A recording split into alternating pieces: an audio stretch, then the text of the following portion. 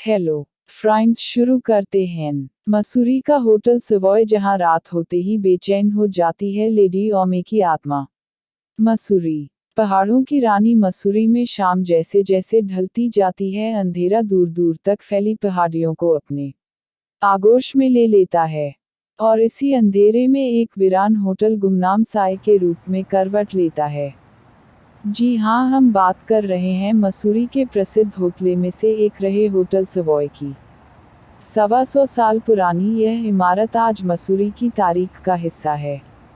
रात में यह होटल अपने खास अंदाज में गुलजार हो जाता है, ठीक उसी तरह जैसे कोई कब्रिस्तान नई कब्र खुदने के बाद या फिर कोई शमशान नई चिता सुलगने के बाद। मसूरी के बीचों बीच स्थित इस होटल में एक साया बेचैन हो उठता है।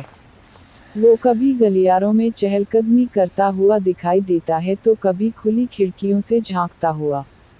होटल के कुल 121 कमरों में यह साया पूरी रात कुछ टटोलता रहता है। होटल सवॉय के बारे में ये बातें यूं ही कहीं सुनी नहीं हैं। लोगों का मानना है कि इसका ताल्लुक हकीकत से है, एक ऐसी हकीकत जिस पर सदियों से पर्दा पड़ा हुआ है। तो आए उस हकीकत से पर्दा उठाते हैं। आज का सवॉय दरअसल 19वीं शताब्दी का मसूरी स्कूल था, जिसका नाम बाद में बदलकर मैडॉक स्कूल रख दिया गया। स्कूल की जर्जर हो चुकी इस इमारत को 1890 में इंग्लैंड से आए लिंकन ने खरीदा था, और फिर 12 साल की मेहनत के बाद वर्ष 1902 में इसे लंदन के मशहूर होटल सवॉय के तर्ज पर खड़ा किया। 121 कमरे, हिंदुस्तान का सबसे बड़ा बॉल रूम, आलिशान park, garden, tennis court, racecourse और बिलियर्ड रूम, यहाँ तक कि होटल का अपना अलग पोस्ट ऑफिस अंग्रेजों के लिए एक ख्वाब के सच होने जैसा था। एक दौर था जब इस होटल की शाम गुलजार रहा करती थी। तभी कुछ ऐसा हुआ जिसने एक झटके में सब कुछ बदल कर रख दिया। होटल में एक ब्रिटिश महिला का खून हो गया। पूरा मसूरी सन थी। अंग्रेजों के बीच खलबली मची हुई थी। ऐसा इसलिए नहीं कि उस दौर में कत्ल नहीं होते थे, बल्कि इसलिए क्योंकि कत्ल का तरीका बिल्कुल अलग था। लेडी गार्नेट ओमे की लाश मौत के कई दिनों बाद होटल के कमरे से बरामद हुई थी। बावजूद इसके लाश एकदम ताज़ा मालूम पड़ रही थी। पुलिस की डायरी में यह हत्या दब गई और लोगों को पता भी नहीं चल पाया कि लेडी गार्नेट ओमे की हत्या कैसे हुई थी। इतना ही नहीं, उनकी लाश का क्या हुआ यह भी रहस्य रह गया। कत्ल के बाद सवॉय की कहानी और पेचीदा हो गई।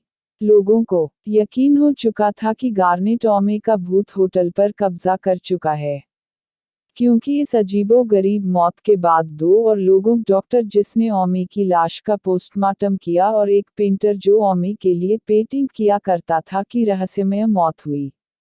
इसके बाद सवॉय के दरो दीवार में मनहूसियत सी बस गई। एक पुरानी कहानी के मुताबिक सवॉय के मालिक ने इस इमारत को अपनी बीबी के दौलत से खरीदी थी। वो सिलसिलेवार कातिल था जिसने बाद में जायदाद की खातिर बीबी की भी हत्या कर दी। रहस्यमय मौतों के बावजूद भी सवॉय की कशिश नए मालिकों को खींचती रही। इतिहास की माने तो दूसरे विश्व युद्ध के वक्त सवॉय अमेरिका और ब्रिटिश फौजियों का ठिकाना था। इस होटल के इतिहास में ये वो दौर था जब इन दीवार के पीछे की बातें वहीं दफन कर दी जाती थी। जो बाहर ले जाता उसका अंजाम मौत होता था। सब कुछ खामोशी से होता रहा।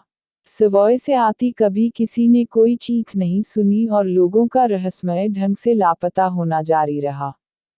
होटल में हुई कत्ल की इन तमाम वारदातों ने इस इमारत की किस्मत हमेशा के लिए बदल दिया। यूं तो वारदात की शुरुआत हुई थी कत्ल से, पर बात आगे बढ़ते बढ़ते पहुंच गई भटकती हुई रूह पर और फिर खत्म हुई होटल की बर्बादी पर। इसके बाद भी इसे खरीदा तो कई लोगों ने, पर आबाद कोई नहीं कर पाया।